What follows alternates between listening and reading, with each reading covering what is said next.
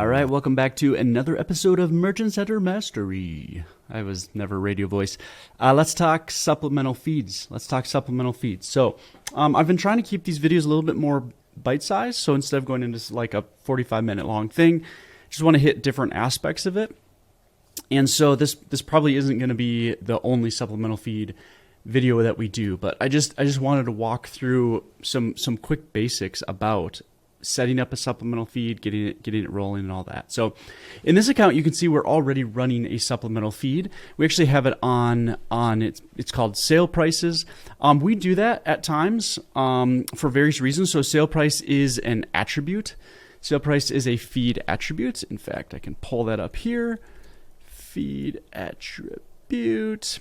So if you remember, you have promotions and you have sale price. I know this isn't the point of it, but I'll give a quick thing.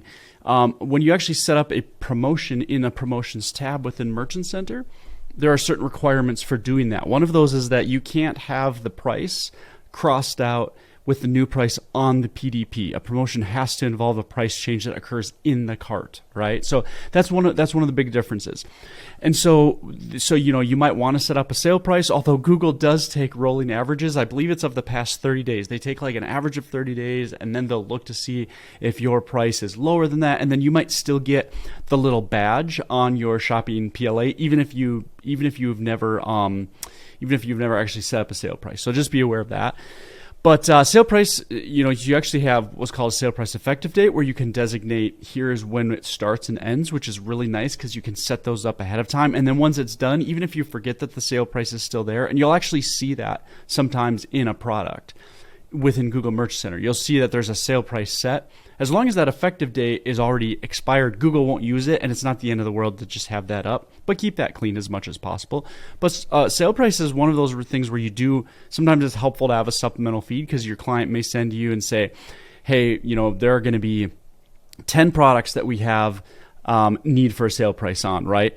And then they'll give you the new, the actual sale price, and then you would add that in. You got to make sure that you have the designator and all that. So in this one, we don't have it attached to an actual product because we're not running it. It's just there so that we have it for next time, so we don't have to look up the stupid effective date and the exact format. So that's why we keep that one rolling. But let's say we want to do another supplemental feed. So in this instance, let's just think. You've probably heard of ghost products or zero-click products. Let's just say that you went into Google Ads, you grabbed your product report, you filtered for the past 30 days and saw, hey, here are the products with 0 clicks. You downloaded those into a spreadsheet. So now you have a list of 150 item IDs from Google Ads that have 0 clicks, and maybe you want to build a 0-click campaign on that. And so one of the easiest ways to do that really quickly is with a supplemental feed. So here's what you do in the classic UI. Supplemental feeds are currently not in Google Merchant Center Next, the new UI. We've been told by Ginny Marvin that they are coming this year. And so just be aware of that. Okay, so in the classic UI, what you do is you go ahead and add in the supplemental feed. So we're going to go ahead and click that, add supplemental feed. And then I'm going to go ahead and name it, let's say 0-click products, spelled correctly. And then I love using the Google Sheets, although you can upload it, you can do Content API, schedule fetch, there are other ways you can do it. One of the easiest ways for what I'm walking you through is just Google Sheets, because Google makes this for you, which I love. So you can select an existing Google spreadsheet if you have that already, or you can just generate a new Google spreadsheet, which really works because then it's in a template. Actually, I noted this. I do want to go ahead. What I like doing is setting it to fetch. If you have a regularly scheduled fetch, like if you're not using a Content API, I like scheduling it for like a couple hours after the actual feeds fetches. And that way, like once the feed processes, then supplemental feed processes, and then otherwise you could have the supplemental feed process before the main feed, and that can be a problem if those offers don't match up. So let's say if our normal feed is coming in at 1 a.m., let's just say we're going to have it go 2 a.m., give a full hour for that other feed to go through. So now let's go ahead and generate this. Now here's where we connect it to the existing primary feed. And we're going to come back to this a little bit later because it's actually really nice because you can actually remove supplemental feeds without deleting them in case you want to save them, but so that they don't impact that. And that's where you remove it from being assigned to the actual feed itself. Here's where in the beginning where we assign it to the feed. So we're going to say, yes, we want this supplemental feed to change the product data in this primary feed. I'm going to go ahead and say yes. Let's go ahead and do this. So give it full, we're going to, full approval. Okay, so now we've created that. Now we're going to go into our open sheets and we're gonna actually create this now. So always want the ID. And then I had said zero click. So how we do zero click is with custom labels. And custom labels are, at least currently still, there's 0, I believe it's 0 through 4, which is really weird. So yeah, it's 0 through 4. So 0 is actually the first custom label, which is kind of odd. And what we're gonna do is go back to there.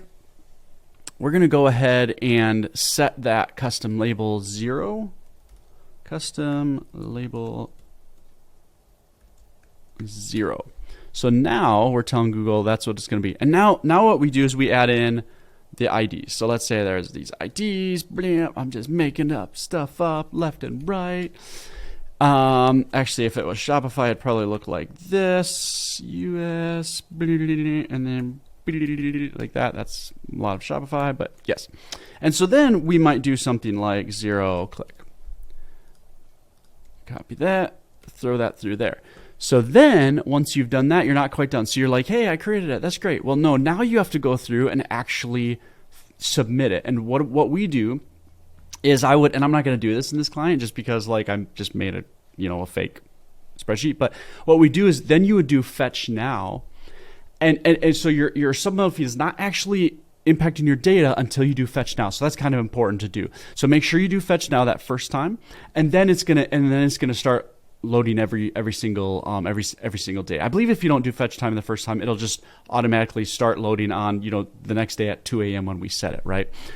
But that's how to set it up. And so what you can do then is you can go in the future and add in more. You can pull some of those off. That's where supplemental feeds are really nice for real quick things like this, where there's not like easy logic with like feed rules, because with feed rule logic, you need a very common thread to identify saying these are the specific products I would want zero click attached to. There's not really a common thread with these. It's just whatever products you downloaded, right? So the common thread is the ID and then that custom label, and that's where supplemental feeds can come in handy. If you are like, here's like we're using Symprosis, you could go in as well, just so you know, and like add in custom label into Symprosis, although not if you're using product variants, because if you add a custom label in to Symprosis, it's actually going to add it in that parent level, that parent SKU level, and then that's going to add it in all of your variants. So that's one of my frustrations with Symprosis, and that's one of the reasons why if you have a bunch of product variants, the supplemental feed actually works a little better for that. So I'm going to say, hey, you know what? I'm going to leave this in here, but I don't want it to actually influence any data in our feed. I just want this here so that we're okay in the future. Where you have to go to that, so you want to remove it. In essence, you want to remove it from that feed. You actually have to go to the feed itself, and we're going to go into feed rules, and that's where you do it. So see how it's taking all attributes from these? It's taking it from our zero-click products, and so we're going to remove that.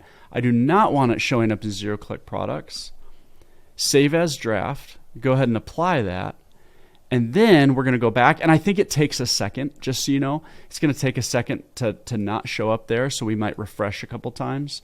But then at some point in the next few minutes, hour, whatever it is, that's going to suddenly show nothing there, that it's not actually influencing the data, and you're good to go, so that you can leave that supplemental feed in, for your future time. So hopefully that helps. Just gives a quick look at supplemental feeds, how to set them up, why they're helpful to be used for. I really like them for those quick, customized bulk edits. They're super handy, especially since you can leave them in there but remove them from the feed. So yeah, good luck. Get to supplemental feeding.